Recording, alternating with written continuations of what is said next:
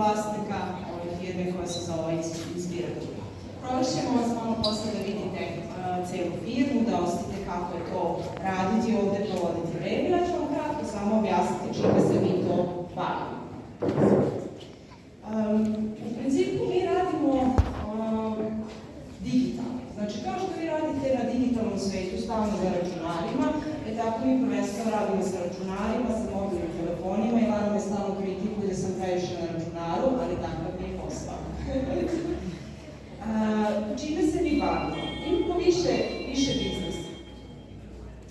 Znači, kada neko želi da se zaposli, on može da dođe na naš sajt da traži posao, firme isto tako traže ljude koje žele da zaposle. Zatim imamo sajtove gde možete da prodate automobil ili da kupite automobil i muškarci obožavaju taj sajt, zove se Polovni automobil. Ja sam Tamara Lukanis, imam pitanje. Koju srednju školu trebam da upišem da bih mogla ovde da radim?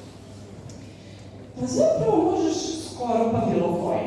Evo recimo, ja sam završila srednju ekonomsku školu, a kasnije sam studirala novinarstvo i komunikologiju. Znači, uopšte nije neki fakultet koji je povezan sa digitalnim poslovanjem, ali sam koristila računare od kada sam bila mala. To je ono što je bilo jako važno i umela sam da radim sa medijima.